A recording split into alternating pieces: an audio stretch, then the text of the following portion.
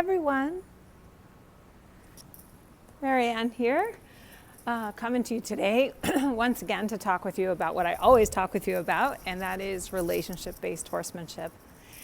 And today I want to talk with you about something super specific, something very particular, and it's a very nuanced conversation, but I want to bring it to light. I want to bring it out in the open, and I want to have an open chat about this because this is rampant, not just in the horse world, but in the world.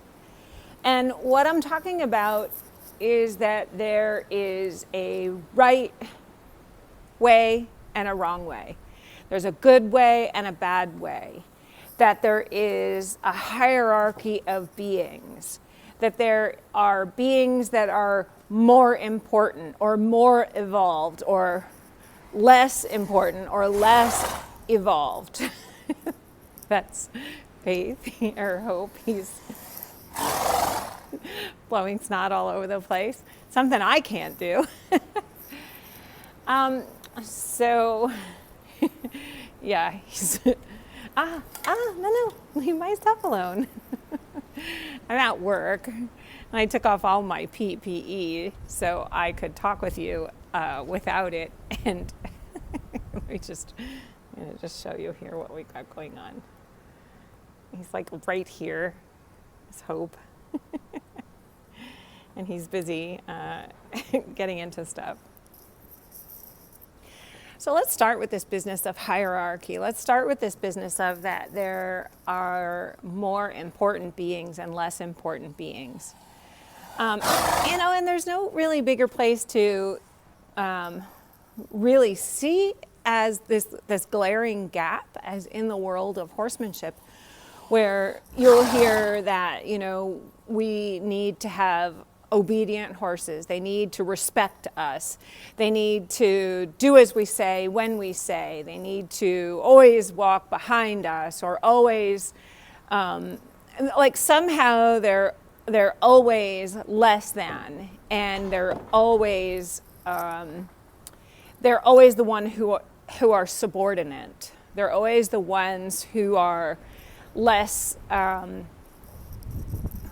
important. What they want, what they think, what they care about, what they need is always less important. We always think that we know what they need, what is important, what is necessary, what I want, what I need, what's important to me as a human. And the way we put that on our horses, and we do this all the time, the way we put that on our horses is, we lock them in stalls, or we wrap them up in blankets, or we make them take medicines that they don't want, or we make them be riding horses. Not all horses want to be riding horses, but we make them. We make them live in pastures with horses that they don't want to live with. We move them all over, whether they want to leave friends and pasture mates or not. Like if we're not happy at our barn, we move them. And then they have to, they're the ones, who were living there.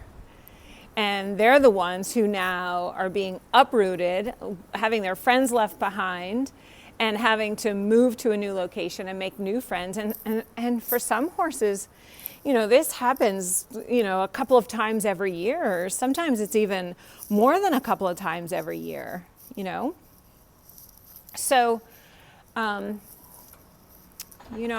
want you to think about, is all of this true? Just because I own their papers or I pay their bills, does that mean they have to do everything that I want them to do, or what I say goes? Is that what they signed up for? I know that we have ideas about, why we wanted a horse, but what about the horse? You see people riding lame horses. You see people putting bigger, stronger, heavier, harsher bits in horses' mouths on a regular basis to control them because they're uncontrollable. or just making them do things. We use spurs and whips and all matter of chains on the nose, gum chains, all matter of barbaric, pain-inducing gadgets. And I wonder, where we think we get the right to do that. And this comes to the next piece of information, like, is there a right way and a wrong way? Because that's the other piece of it, right? I mean, oh my gosh, this topic is so vast. There's definitely a right way we'll just stick with horses because it can be anywhere, but we'll stick with horses. Is there a right way to keep them, out all the time, or in and piled up with blankets, or alone, or together, or, some people never feed round bales. Some people only feed round bales.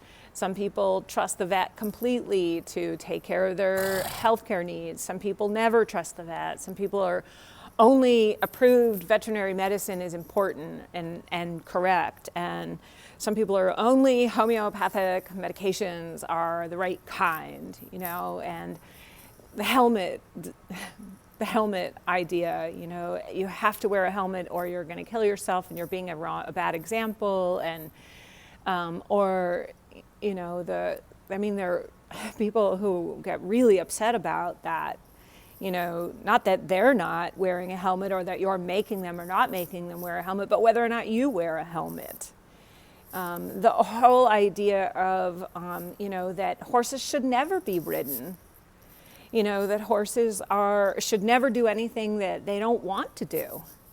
I had a woman yesterday who said, in a very knowing way, and I agreed with her actually, that horses are very empathetic, that they have a lot of, what she said was empathy. So they have a lot of collective knowing, and they have a lot of emotional connection to their world and to other beings. And I agree with that. And I said to her, I think that has something to do with the fact that they're prey animals and that they need to always be keenly aware of their surroundings because they're animals that are eaten. She was very upset about that, imagining that horses were actually ever eaten or that any animal eats any other animal. Of course, we all know that that's true. Animals eat other animals. We eat other animals. And then when I said that we were predators, she just couldn't even imagine that. That was something so beyond what was possible for her to even comprehend, because she's a vegan, because she loves all animals, because she would never eat an animal. She couldn't even imagine that she was still a predator. It was so foreign. She was so upset with me for even mentioning that was the case. And that's what really spurred me into thinking about, this idea of how we're pretty sure that our way is the right way, or our ideas are the right ideas, or that,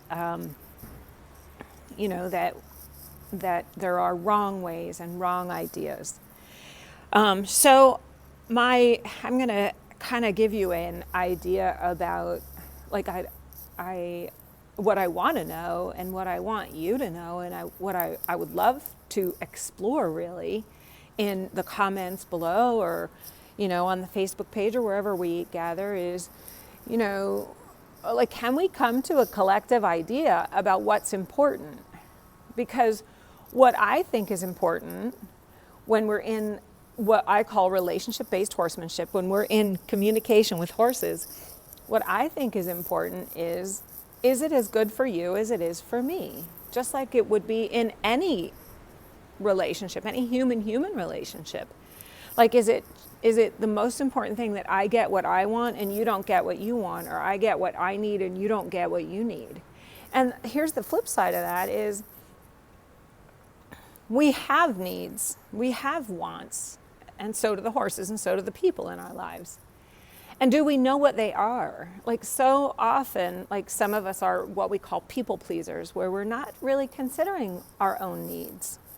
We're only considering what can I do for others. And some people go well out of their way to a place of suffering in their own being because They're not considering their own needs. And, horse in the world of horses that are running people over, horses that are running away from people, horses that don't want to cooperate for any reason or are just a gigantic no. And, it's not, I assert it's not unlike that in our people-to-people relationships too. So the conversation I really want to have is what really is important. And I assert that what's really important is that we all get our needs met and that there is a two-way street of communication and that there's things that are important to me, but I know there's also things that are important to you, and there's things that are important to our horses and our goats and our donkeys and our dogs. And how can we, as the owners, right? How can we, as the people who are keeping these animals, whether it's our dog or our cat or our horse or whatever, how can, or the loves of our lives, our children, our significant others, like how can we be present and conscious about the fact that everyone has needs and so do we? And what are those things? And anybody who knows me, like you guys, anybody who's in For the Love of Horses, my online coaching program, that I have some ideas about what's important to me, especially in the company of horses. But I'd love to know what's important to you. What needs do you have and are they being met? And if they're not being met, like what are you doing to have them being met? But for some of us, there might be a conversation about, I don't even know what my needs are. What are my needs? So that might be the first place to look. So what I hope is that you'll comment. We can actually have a discussion about this, and we can find out, what's possible instead of what's right or what's wrong or who's right or who's wrong or what's better or what's worse or, what I want versus what they want. Let's explore what's possible. Cool. So thank you. Say goodbye to Hope. Right here is Hope. And right over my shoulder are the goats. And to my right are the donkeys. Bye, everyone.